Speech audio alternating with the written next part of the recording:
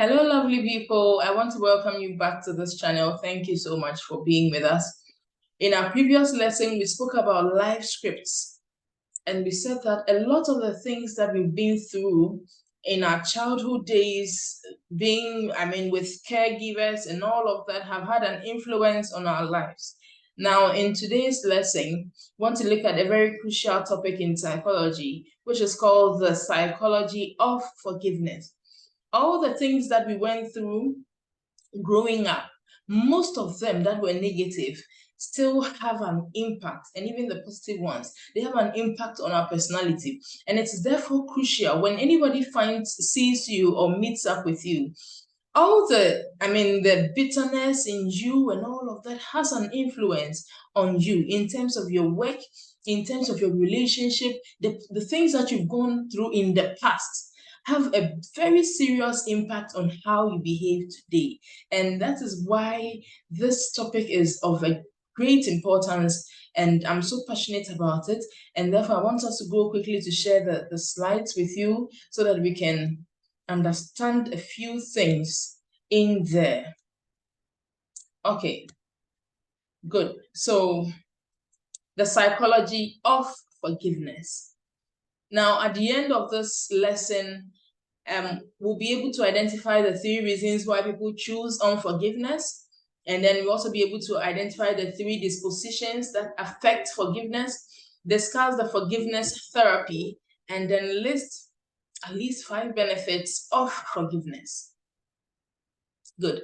So forgiveness is basically a conscious decision that we make to let go of certain resentments towards people who have harmed us or done things that we were not comfortable with. Now, both forgiveness and revenge are social instincts that in the past were used to solve problems. So people have been geared towards revenge, others have been geared towards forgiveness, and they use these two to solve the problems that they have with other human beings. In an attempt to tolerate, in an attempt to deal with people, one of the key things that we have to talk about is forgiveness. Now, Seligman, in his work, his research work, said that there are 3 major reasons why people decide not to forgive. One of them is that people feel that when they forgive, they are being unjust. And again, when they forgive, it means that they are loving a transgressor instead of the victim. Okay, and when they forgive, they are also blocking revenge. So you can imagine these 3 reasons are what people have had in their minds, and this has prevented them from forgiving. Every individual can decide to go with one of these 3 dispositions. You have the grudge-holding disposition, the vengeful disposition, and then the forgiving disposition. In our lives as individuals, most of us have had to go through very bitter experiences. I know people who have lived with step-parents who have maltreated them to the core. I know people who have had to sleep on empty stomachs, living with their own parents, living with their own relatives. They've had to struggle through life as though they knew them from nowhere, as though they were strangers. People have had to go through sexual abuse. Some people have suffered all their lives. The people they lived with, some of the girls that I speak to sometimes, some of them, the people that they lived with, their husbands molested them, their children who were boys molested them. Other people have gone through all sorts of experiences. People have been beaten all their lives. Every day they are beaten. And all these things, in terms of relationship, people have had to suffer abusive relationships, abusive marriages.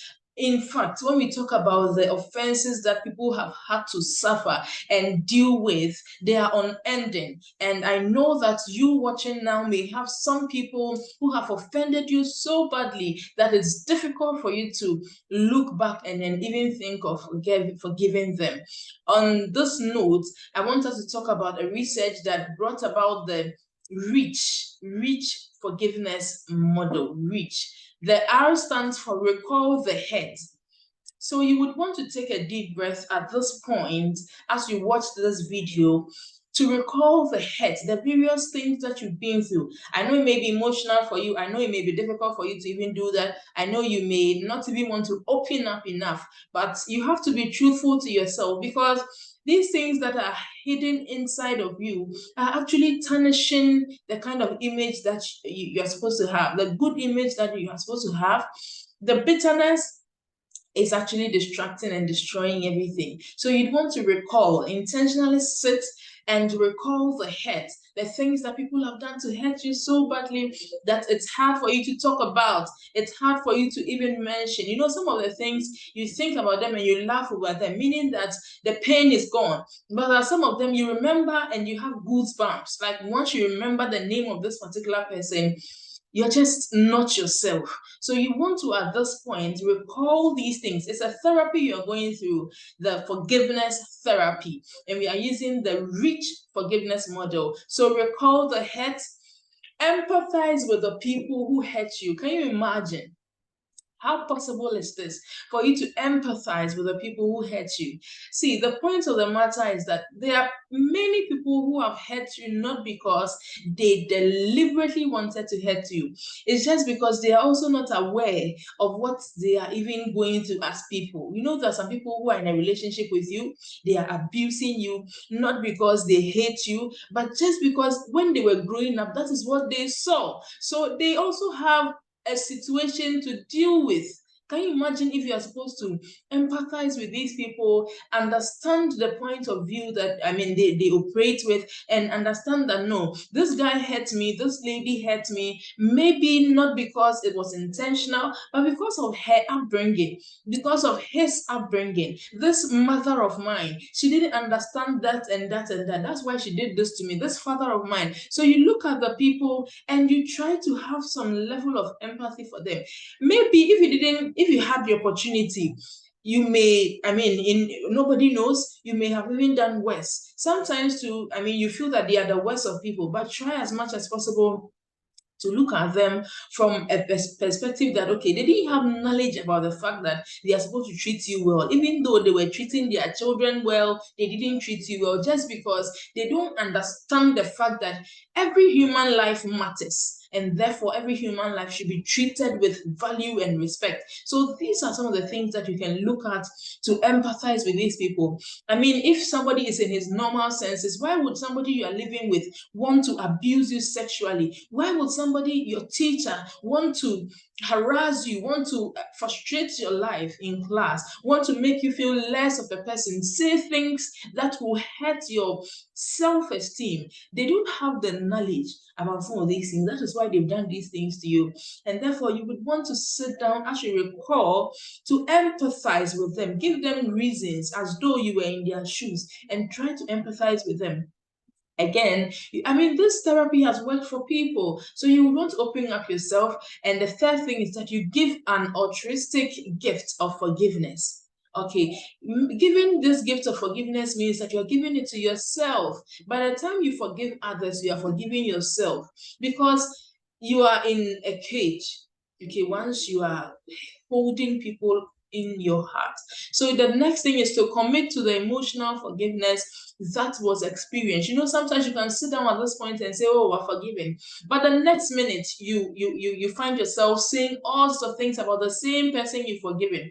So we need to make a conscious effort to commit to it. If I have forgiven you, I have truly forgiven you, and I don't have to go back on my word and do certain things that doesn't show that I've indeed forgiven. So I need to commit. So commit to the emotional forgiveness that you are experiencing now as you think of this person. I know people who have had their relatives murdered by others. Okay, if we want to share stories here, we won't go. But the point of the matter is that you will have to sit down and deliberately forgive.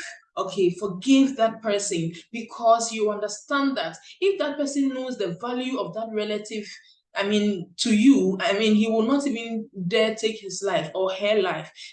A lot of things have had to go on. But because we also seek forgiveness from others, we would also want to forgive others as well. Now, hold on to forgiveness when doubt arises. When things, I mean, there's a storm and you are shaky and you feel that you have to go back to your own forgiveness. hold on to the forgiveness that you have decided to go by. So this is the rich forgiveness model. You want to go over and over and over and over until you are able to forgive that one person that is hindering your progress, that is making your personality not pleasant. I mean, people see you and you think that you can hide it, but it's so obvious. When we look at you, we can see clearly that something is eating you up. And it is that unforgiveness. It is that abuse, that sexual abuse, that cousin of yours, that brother of yours, that father of yours, that uncle of yours, that auntie, whatever, your mother, your sister, your brother, whoever it is that offended you, that abused you with words, abused you sexually, molested you, made you feel less of a person, your teacher, whoever it is, your neighbor, the people around your community, whoever it is that you can think of now as I speak to you. I want this lesson to go beyond academic, to enter into your soul, because everything is locked up in there. And once you are not able to let them out, the chances are that your personality will never be developed. You will always be underdeveloped. You will always feel, lower, because as you're trying to go high, these things will bring you down at every point in time. Now, we want to look at the numerous benefits of forgiveness. People will want to be skewed towards unforgiveness, but the benefits of forgiveness are so enormous. One of them is that it restores positive thinking, it reduces your stress, it restores relationships, reduces anxiety, strengthens spirituality, raised self-esteem is experienced when you forgive. You have a greater capacity for conflict management, greater ability to cope with stress and find relief. And then you also have physical and mental health. So it's very important. You have to forgive others not because they deserve forgiveness, but because you deserve peace. Now, the good book, the Bible, tells us that if we forgive others, when we pray, Jesus said that when you pray, say that forgive us our trespasses as we forgive those who trespass against us. So you can imagine how psychology is in sync with the Bible, saying that you need to forgive because you deserve peace of mind. When you forgive others, you are just setting yourself free from shackles. Okay, there are chains that bind you anytime you decide not to forgive people. So we should make a conscious effort, sit down and go through these the therapy that we just went through, and get yourself free. Break the chains of your knuckles, break the chains of your hands, be free from every kind of shackles that are entangling your life because of unforgiveness. This is one of the serious ways you can use to get to a better personality, to get yourself developed in terms of your esteem, in terms of the way you do things. And I believe that everything is going to be well with you. Thank you so much for stopping by to watch the video. Have a wonderful day.